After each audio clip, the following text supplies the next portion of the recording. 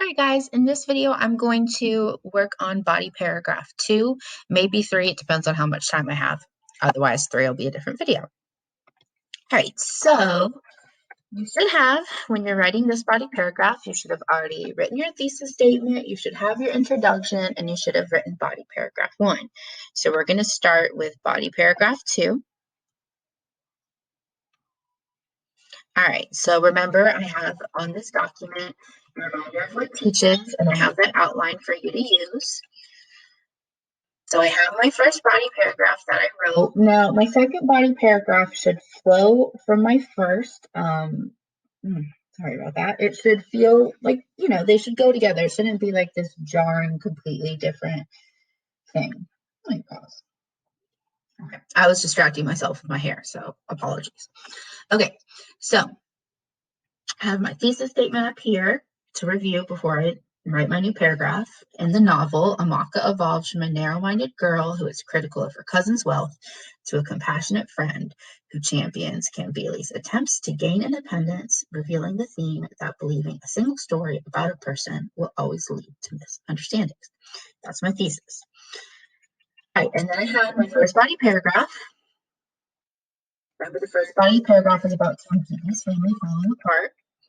So mine said, in the beginning of the novel, the Achiki family appears to be a model of domestic bliss to the town of Enugu and their extended family. However, on Palm Sunday, 1995, the family's problems become inescapable. Because this is a complete sentence. Things started to fall apart at home when my brother Jaja did not go to communion and Papa flung his heavy missile across the room and broke the figurines on the étagère. So this is a problem I noticed today in today's Zoom. I shouldn't say she because we don't know who she is, so I gotta fix that. That's why revising is always important. Cambili describes a violent scene. We put Cambili, the book's narrator, describes a violent scene where her father threw a large book at her brother Jaja due to his defiance. A happy family would not engage in a fight after church, so this scene is our first hint that the family is dysfunctional. Cambili's cousin and inspiration, Amaka, is not present for this brawl, which explains why she thinks Cambili's life is so perfect when they reunite over the Christmas holiday. All right, so my last sentence of my first body paragraph is leading into my second body paragraph. So I want to start writing, picking up from this point. And it was a great point to make because your second body paragraph is comparing your character's public persona with their private truths. So how does your character act? And what is the real reason behind that? Now, mine is a little bit different because I'm writing about Amaka, but she still has differences in how she acts and what she really feels. Okay, so topic sentence. Remember, I said that I ended with they're going to be reunited over Christmas. So here I go. Now, a transitional phrase can be a word, or it can be like something that gives you context. So I ended talking about Christmas. So I'm going to start with using that place and time. During, that is a transitional word. During Christmas,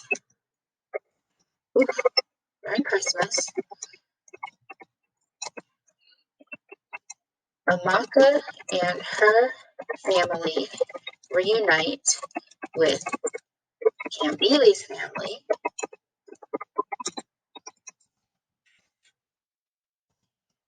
even though they are first cousins. It has been 2 years since they have seen each other because Amaka's family fell on hard times after her father's death. Okay, so we have to remember that Amaka's father had died in a car accident, and the previous year at Christmas, they didn't go to Abba because they didn't have the money and they were still trying to deal with her father's death. So it's been 2 years since they've seen each other. So now I want to talk about how when Kimbili and Amaka reunite, it's not a happy reunion. When the cousins see each other again, it is clear that they do not have a close relationship. All right, so that's all for my memory, but now I need to get my evidence from the book. So how do I do that? All right, so I'm going to go to Classroom, where Ms. Klein helpfully posted links to evidence. All right, so it says links to full text to find evidence. No, I know it's not in chapter 1. So I'm going to go to chapter, well, I'm going to go to this list of chapters. Now, I may not remember which chapter Christmas occurred in, but Ms. Klein, helpfully, is currently making a video over here. It's going to be called Ms. Klein's Purple Hibiscus Timeline and Review. That tells me what is in each chapter. So if I need that help, I can watch that video. Now, since I am actually Ms. Klein, I don't need that help, but you might. All right, so I know that chapter 6 is Christmas, and that's when they see each other again. So chapter 6 is a little funky because the ebook that I had was missing these pages, so I had to scan in these 3 pages. But then the rest are text you can copy. So if your quote comes from this, you're going to have to just retype it. Okay, so the start of the chapter is just Auntie Fuma coming over. The cousins are with Papa Nukwu. So they're not in this part. Okay, so that's not where my quote is. All right, so I get to go to this part, and this is cool because let me teach you something, maybe. So if you want to find a quote and you know the chapter it's in, here's how you can hopefully kind of quickly go to that text. If you hit Control F, you're going to see this find in document. Okay, so if you know a keyword of your quote, then you can look for it. So I want to find a part about Amaka, so I'm going to type Amaka, and it takes me there. It sees that Amaka's name is mentioned 17 times. So the first time, Amaka was a thinner teenage copy of her mother. She walked and talked faster. Okay, describing Amaka, but it doesn't have them interacting, which is what I want to see. Amaka and Obiora thanked him. Okay. You have satellite here, don't you? Amaka asked me. It was the first thing she said after we greeted each other. Okay. That's not really a warm welcome, but let me see if I can have, if there's a better piece of evidence.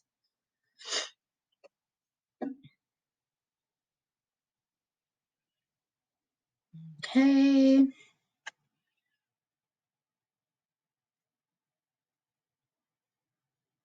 Okay, so here Amaka is like, well, why don't you watch TV? Because you're bored with it. If only we all had satellite, so everybody could be bored with it. You can tell that this is, she's being sarcastic and she's being critical about her cousin's wealth. So that could be a good piece of evidence.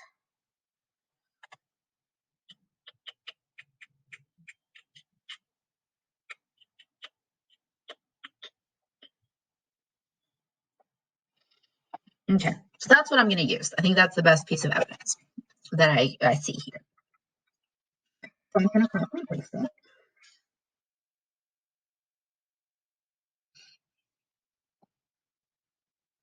Okay, so I'm going to start it here.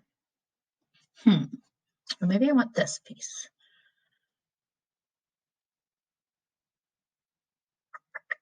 Because this is good too. Okay, I'm going to actually take this piece right here and you'll see why.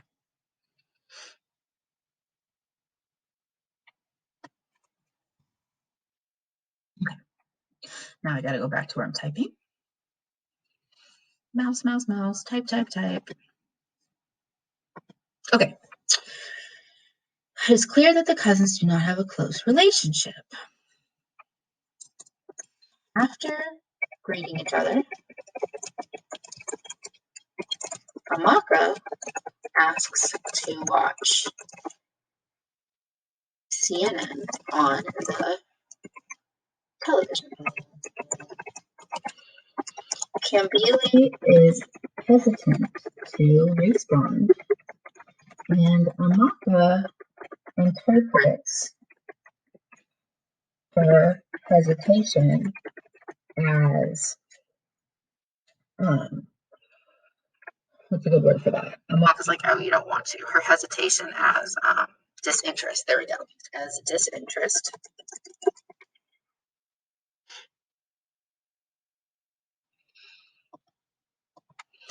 And sarcastically comments that Kambili must be born with television because she can watch it any time. Now, right here, I'm pretty much doing a lot of summarizing, which for this to explain the context, I feel like I need to, because the quote itself won't make a lot of sense if I don't explain it. So that's why I'm doing so much summary. Kambili thinks to herself, I wanted to say I was sorry that I did not dislike her, but I did not want her to dislike us for not watching Satellite. I don't want to forget the page number, so let me go back here. How do I find the page number? Well, it's whatever number. There we go, 79. 79. All right, 79.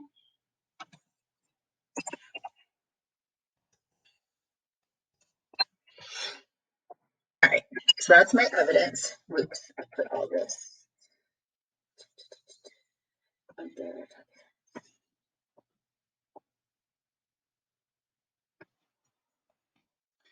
That's my evidence.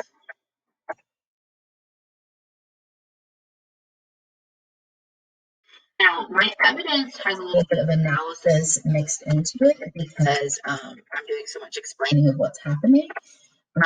But I don't ever want to just end with my quote. I want to explain it afterwards.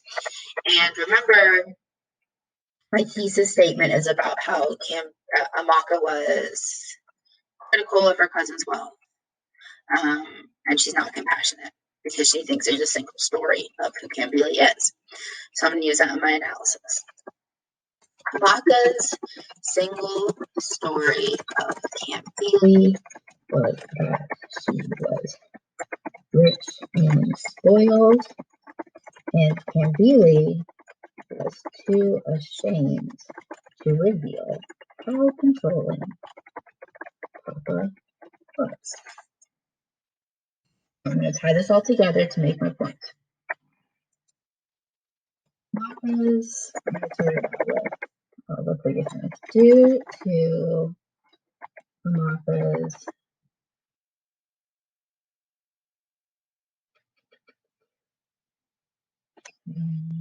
due to Kambili's shyness, Amaka leaves the house thinking her cousin is spoiled and rude. Is spoiled. Amaka leaves the house thinking her cousin is spoiled. And it will be several weeks. Is it really several weeks? It will be several. I would say several chapters. It will be several chapters before the two build a strong relationship. Okay, so this was like my first draft of this paragraph, but I can already tell by thinking in my head that I don't think I did it exactly right, because I talk about what happened, but I'm talking about Kambili's private truths, but not really Amaka's. So I need to add something about why Amaka is this way. Like, Amaka isn't just a jerk. Why is she this way?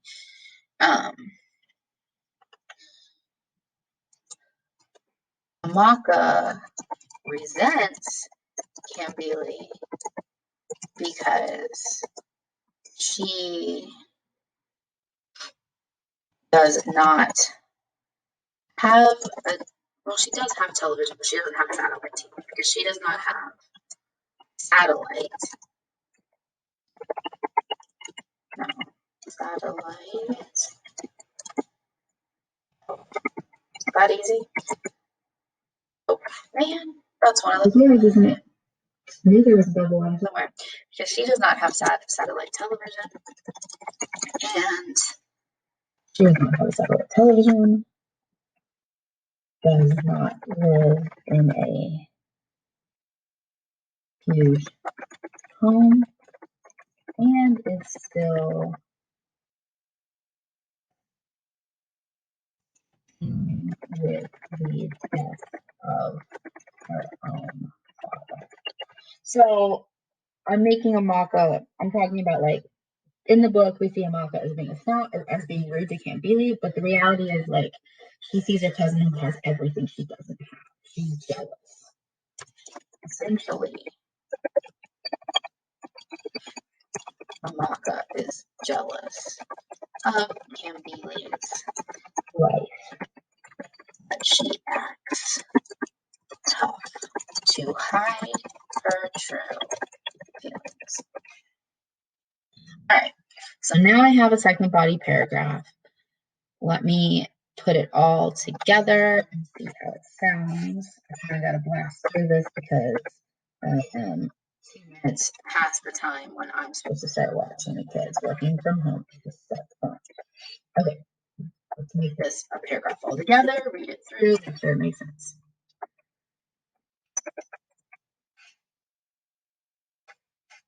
I'm erasing, when I put it all together, I'm erasing just all these little pieces, but I'm writing with those pieces so I remember how to do it all, right? So these are my things to do. During Christmas, Amaka and her family reunite with Kambili's family. Even though they are first cousins, it has been 2 years since they have seen each other because Amaka's family fell in hard times after her father's death. When the cousins see each other again, it is clear they do not have a close relationship. After greeting each other, see, now I'm like getting too wordy, so I can take this and I can say, it is clear that they do not have a close relationship when Amaka asks to watch CNN on the television. Kambili is hesitant to respond, and Amaka interprets her hesitation as disinterest and sarcastically comments that Kambili must be bored of television because she can watch it anytime she wants to do so. Well, let me just say, I'm going to make that shorter. I get too wordy sometimes. Kambili thinks to herself, I wanted to say I was sorry, that I did not want her to dislike us for not watching satellite. Amaka's single story of Kambili was that she was rich and spoiled, and Kambili was too ashamed to reveal how controlling Papa was. Amaka resents Kambili because she does not have satellite television. Her own home, does not live in a huge home, and is still dealing with the death of her father. Essentially, Amaka is jealous of Kambili's life, but she acts tough to hide her true feelings. Due to Kambili's shyness, Amaka leaves the house thinking her cousin is spoiled, and it will be several chapters before the two build a strong relationship. I like it. Let me make sure I did what I'm supposed to do. Compare your public persona with your private truths. So publicly, Amaka is kind of rude and sarcastic, but privately, she's jealous. And I didn't really talk, like, you don't have to answer all of this. You just need to, like, do one of these things. And I did that. So I am pleased with body paragraph 2. So there you go. That's an example for body paragraph 2. You have access to this document, but I will make sure that it's linked in the video.